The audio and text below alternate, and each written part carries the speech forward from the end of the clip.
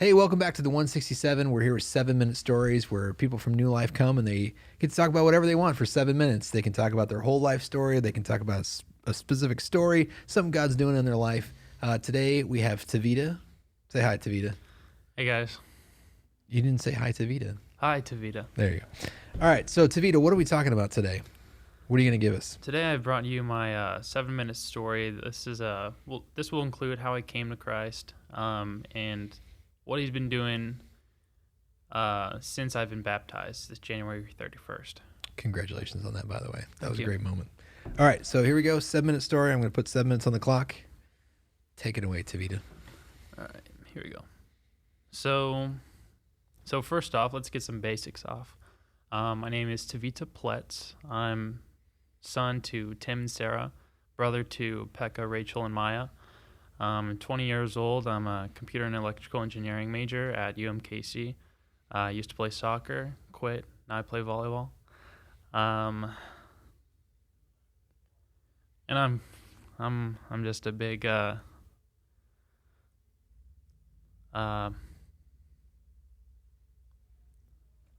a big part of my life.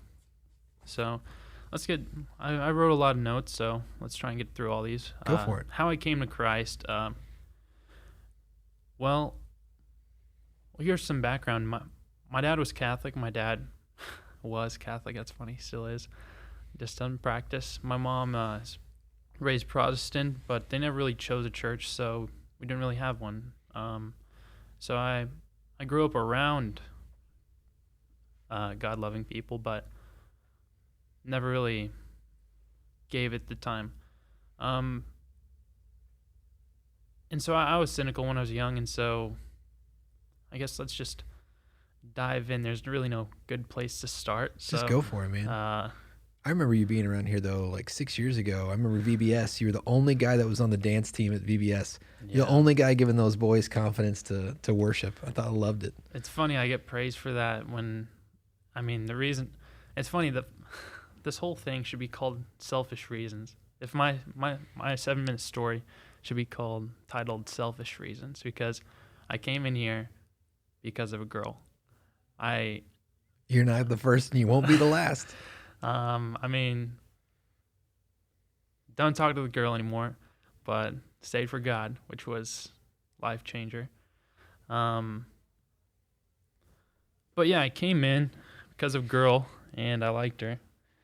And yeah, that didn't work out, but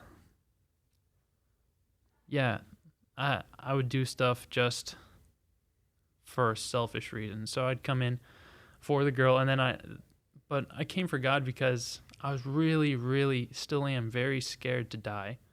And I'm very aware of that every single day that I get this feeling like this deep, like empty feeling where like I'm going to die someday.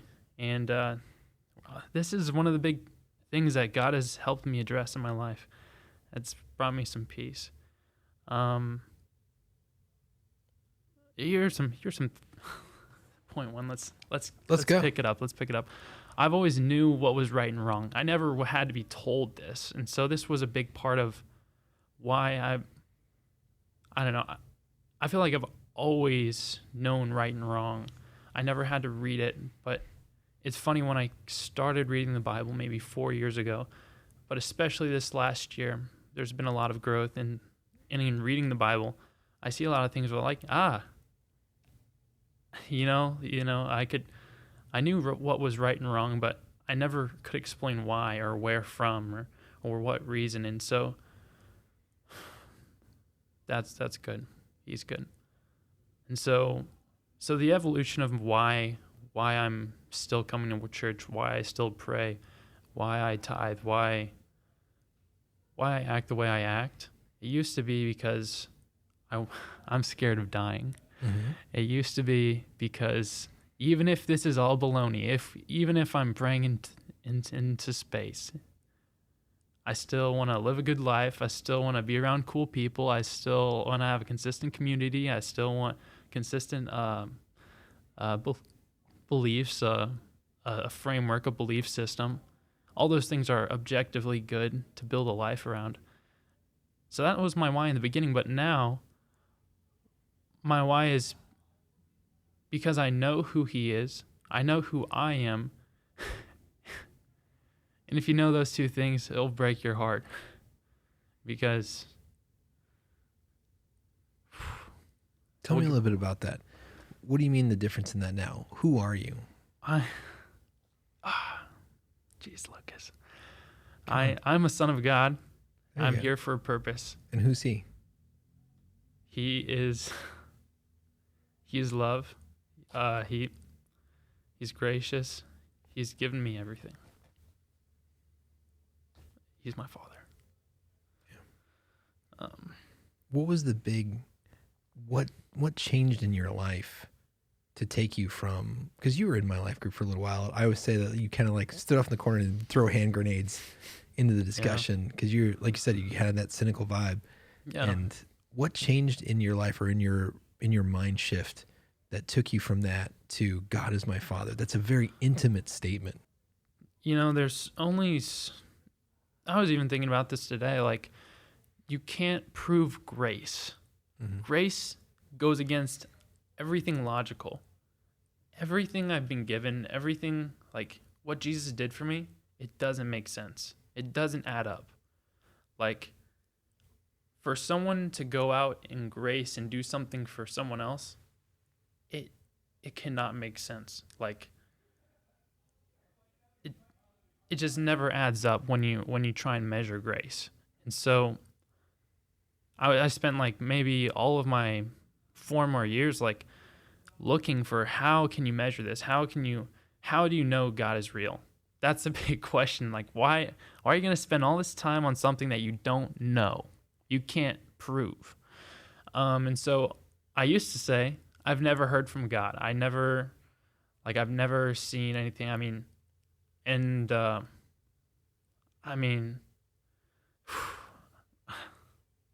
I can say today that I've heard from God, and I still hear from God, and I'm getting better at learning and hearing from Him. And that's how I know. Because I've heard and I've seen. I used to say, blessed are those who believe and do not see. Now I've seen, and so all the more I should believe. There you go. Um,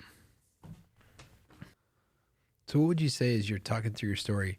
Because there's so much more that we can get into. Like I said, I watched your development, and maybe we'll do another 7-minute story because, like I said, I want to get into some of these other specifics. What would you say, like you get to tell somebody something that's the life-changing key in this? Like, what was the aha moment? Life-changing key is knowing who I was. I feel like I've said this before, and I think it's true. That might be a theme for this one. Is like, I feel like our generation, my generation, Gen Z, we're going through this identity crisis. We don't have a big war. We don't have like this huge anything to follow. And so people are just trying to like put themselves inside like these frames, these preset things that they can stand behind. And so it's funny, like a lot of the growth that you see is like just surface level. Where I grew, because I was really, really good at acting. I'd go to this group, I'm this person. Go to this group, I'm this person. And so I can go to any group and be acceptable. And like people would say that's cool. But they'd all, if I ever died and they all came to my funeral, they'd start giving eulogies, and then one group would go up and they'd say, this guy is this. And then all the other groups, I never knew that guy. Who are you talking about again? And so just knowing that, like,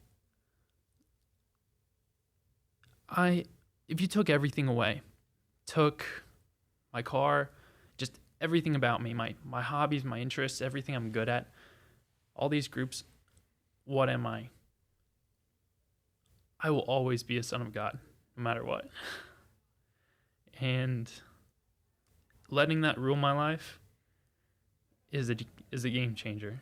Like, I'm not, like, I used to like switch out like what was my core, like what was me, every time I'd switch groups in order to be like accepted. And so if I just keeping that one one base, that one thing, just knowing who you are, that is huge. Thanks, man. Like I said, I'm glad you came on. I'm glad you told them about that switch, because I think this is God's doing something, and he's changing and renewing you, and I'm just here and excited to see it. So thanks for sharing that. Thank you.